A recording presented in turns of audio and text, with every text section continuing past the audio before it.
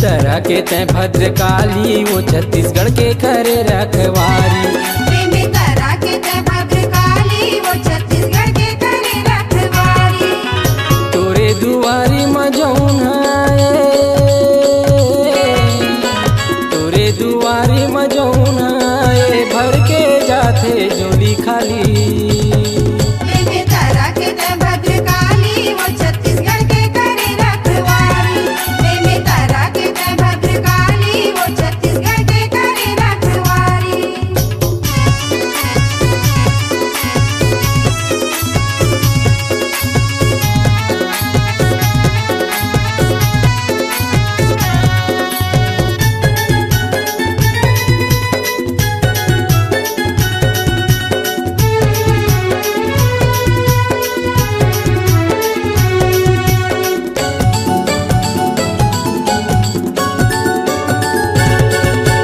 बीच बाजार दरिया के पास माता तय आसन लगाए, आगू बैठे हाव शिव शंकर ध्यान तोरे वो लगाए।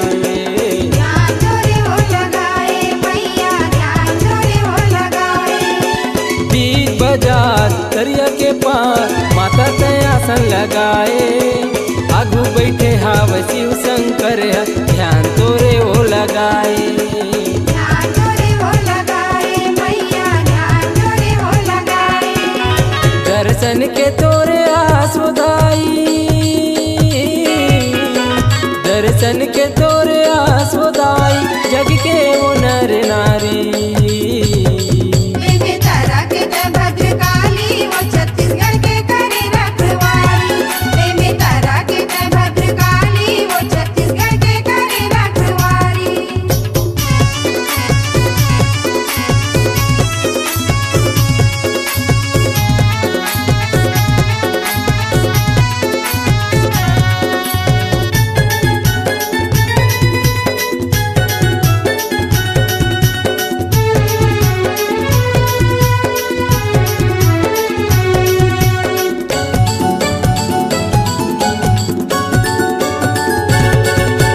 दुरिया दुरियल नर नारी मन तोरे दुआरी माए, मन के मनौती लपाए बरदाई श्रद्धा के फूल चढ़ाए।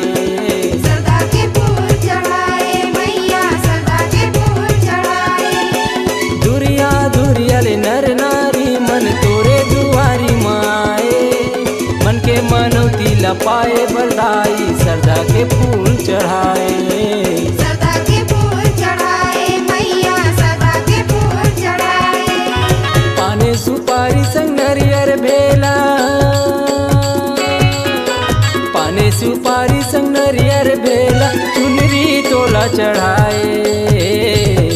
प्रेमी तरह के तय भद्रकाली वो छत्तीसगढ़ के करे रखवारी। प्रेमी तरह के तय भद्रकाली वो छत्तीसगढ़ के करे रखवारी।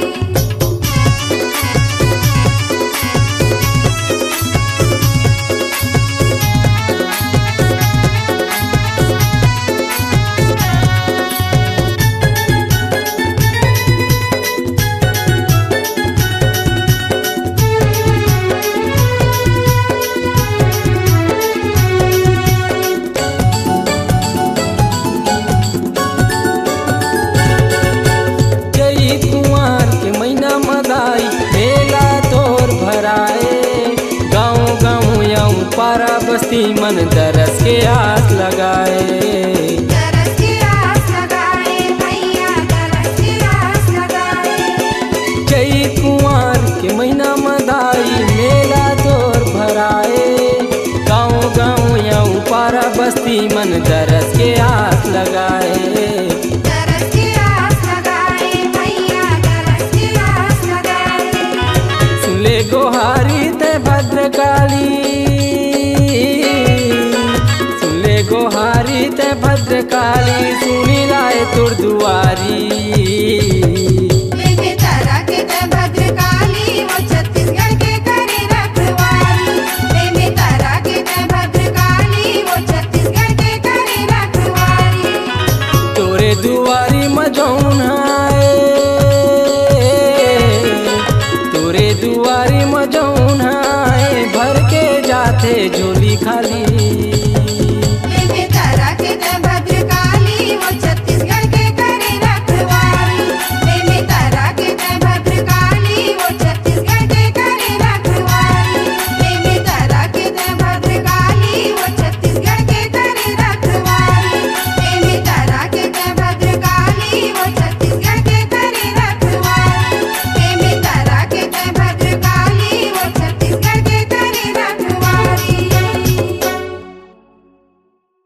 आपकी आवाज ही आपकी पहचान है।